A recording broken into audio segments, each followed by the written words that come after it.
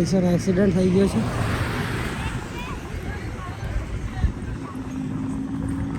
આપણા ઇન્ડિયાના કેસ ચાલશે. કેસ મતલબ કે ચેન્જ કરાવવું પડશે કેસ.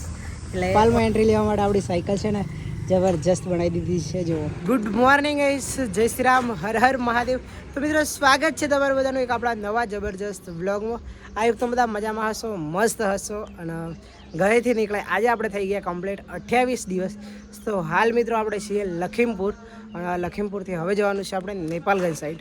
તો નેપાલગંજ હવે અહીંયાથી બચ્યું છે ખાલી 108 કિલોમીટર. એટલે આજે છે ને 3-4 વાગે લાસ્ટ આપણે નેપાલગંજ પહોંચી જઈશું. બાકી કાલે નાઇટ આપણે છે ને ભારત પેટ્રોલ પંપ છે ત્યાં ગાડી રોકાયા હતા. રાતે હું અહીંયા લગભગ 7-8 વાગે પહોંચી ગયો હતો, અંધારું પડે એ વખતે. તો મેં વાત કરી તો રોકાવા દીધો મસ્ત. જો અત્યારે સાયકલ પેક કરી દીધી છે અને ગરમી એટલી બધી હતી ને એટલે આપણે અહીંયા ટેન્ટ લગાવ્યો હતો. બાકી કંઈક આ ટાઈપ રૂમ છે તો રૂમ જ આપી દીધો હતો ભાઈએ. તો પહેલાં તો એમનો ખૂબ ખૂબ આભાર. અને ત્યાં સામે છે ને હોટલ છે તો ત્યાં ગાડી મેં જમવાનું જમ્યો હતો અને અહીંયા ગાડી ટેન્ટ લગાવી અને હાલ ટેન્ટને બધું કમ્પ્લીટ પેક કરી દીધું છે સામાન. મિત્રો હવે નીકળવાનું છે આપણે આગળની સાઈડ જવા માટે નેપાલગંજ બાજુ. બાકી કંઈક આ ટાઈપનો રૂમ હતો. જો અહીંયા ગાડી છે ને ચાર્જિંગ પોઈન્ટ પણ હતો એટલે આપણે છે ને ચાર્જિંગ પાર્જિંગ લઈ લઈએ હવે. અને પંપ લેવાનું તો ભૂલી જ ગયો છું હું આજે. બાકી કંઈ નહીં આવીશ. હવે છે ને બહુ જ નજીક છે આપણી મંજિલ નેપાલ બોર્ડર. એટલે જેટલું બને એટલું જલ્દી પહોંચી જઈએ ને. હાલ વાગી ગયા છે 5:30. પણ જો અંજોડું એટલું બધું થઈ ગયું છે ને, મસ્ત અંજોડ થઈ ગયું છે. એટલે 5:30 વાગી ગયા છે. એટલે હવે અહીંયાથી નીકળી જઈએ નેપાલગંજ જવા માટે. બાકી કન્ટિન્યુઅસ વિડીયોમાં બન્યા રહેજો. અને જો તમે યુટ્યુબ ચેનલ પર પહેલી વાર આવ્યા હોય તો આપણી યુટ્યુબ ચેનલને સબસ્ક્રાઈબ કરી દેજો અને વિડીયો થાય એટલો શેર કરી દેજો. એક્સિડન્ટ થઈ ગયો. જો સવારમાં છે ને એક્સિડન્ટ થઈ ગયો. જો આપણે ત્યાંથી નીકળ્યા છીએ તો અને અહીંયા જો એક્સિડન્ટ થઈ ગયો છે.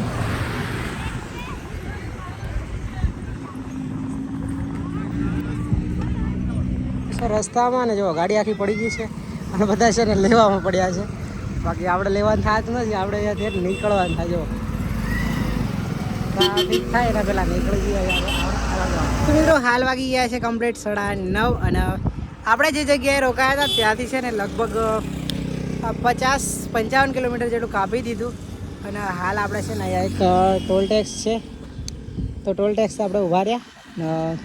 મસ્ત ભાઈ અહીંયા છે ને મોટર ચાલુ કરી દીધી તો નાહી લીધું મસ્ત. કેમ કે છે ને ગરમી લાગતી હતી બહુ જ. એટલે બાકી નાઈન ફ્રેશ થઈ ગયા છીએ અને હવે નેપાલ બોર્ડર હવે અહીંયાથી બચ્યું છે ખાલી 50 કિલોમીટર. એટલે આપણે છે ને પહોંચી જઈશું 2-3 કલાકમાં. બાકી તો બહુ જ એટલે બહુ ખુશી થાય છે કે ફાઇનલી આપણું ડ્રીમ પૂરું થવા જઈ રહ્યું છે. તો નાઈન મસ્ત ફ્રેશ થઈ ગયા છીએ ને હવે નીકળીએ આપણે આગળની બાજુ જવા માટે. બાકી નેપાળ પહોંચી જઈએ ફટાફટ.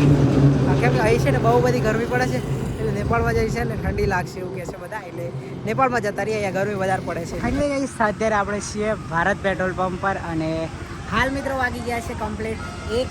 તો અહીંયા છે ને આપણે પેટ્રોલ પંપે આવ્યા. અહીંથી પાછળ એક મંદિર છે 1 કિલોમીટરના અંતરે. ત્યાં જઈને વાત કરી કે મારે થોડી વાર આરામ કરવો છે અને 12 વાગી ગયા હતા એટલે ધૂમ બહુ બધું પડતો હતો અને ફોનમાં ચાર્જિંગ પણ પતી ગયું. તો મેં કીધું થોડી વાર ઊભા રહીએ. તો છે ને મંદિર પર ચોખ્ખી ના પાડી દીધી કે ભાઈ મંદિર ઉપર તમે નહીં રોકાઈ શકો, તમે આગળ જાઓ. પછી ત્યાંથી હું 1 કિલોમીટર આગળ આવ્યો અને જો અહીં આગળ છે ને ભારત પેટ્રોલ પંપ છે. તો પેટ્રોલ પંપ પર મેં આવ્યો. પછી મેં મારી સાયકલ અહીંયા મૂકી. પછી અહીંયા પાણી આવે છે તો મસ્ત પાણી પીધું. પછી મેં અહીંયા વાત કરી કે હું આવી રીતે યાત્રા કરું છું અને અમારે થોડી વાર આરામ કરવો છે, ધૂમ વધારે પડે છે તો થોડી વાર આરામ કરું, ફોન ચાર્જિંગ કરવું છે. તો શેઠે તરત કહી દીધું કે બિંદાસ તમે આરામ કરો. પંખો પણ ચાલુ કરી આપ્યો અને આરામ કરવા માટે કમ્પ્લીટ કુલર પંખો બંને ચાલુ કરી આપ્યું અને અંદર ફોન બી ચાર્જિંગમાં મૂકી દીધો. અને એમના જોડેથી મેં કેશ પણ લઈ લીધું છે જે તમે જોઈ શકો છો. જો તો હાલ મિત્રો આપણે છે ને કેશ પણ લઈ લીધું છે આગળ જવા માટે.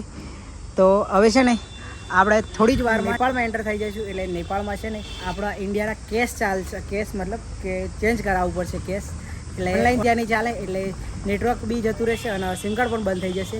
એટલે આપણે કેસ લઈ લીધું છે અહીંયાથી અને આગળ જઈને બોર્ડરથી આપણે નેપાળની કરન્સી લઈશું. પછી આપણે જઈશું નેપાળમાં. બાકી મિત્રો કન્ટિન્યુ વિડીયોમાં બન્યા રહેજો. બાકી હવે આપણે અહીંયાથી નીકળીએ. હવે 20 કે 25 કિલોમીટર બાકી છે બોર્ડર, એટલે ફટાફટ પહોંચી જઈએ બોર્ડરે. તો ત્યાં જઈએ શું માહોલ છે ત્યાંનો. બાકી હાલ મિત્રો ગરમી થોડી વધારે છે, પણ કંઈ નહીં, આપણે નીકળી જઈએ કેમ કે આપણે ફટાફટ જલ્દી પહોંચીશું તો ફોટો અને વિડીયો શૂટ કરશું. બાકી લેટ થઈ જશે તો મજા નહીં આવે, એટલે ફટાફટ જઈએ બોર્ડરે. તો ફાઇનલી ગાઈસ પહોંચી ગયા છે હાલ આપણે બાબાગંજ, અને નેપાલ બોર્ડર હવે અહીંયાથી રહી છે ખાલી 7 કિલોમીટર.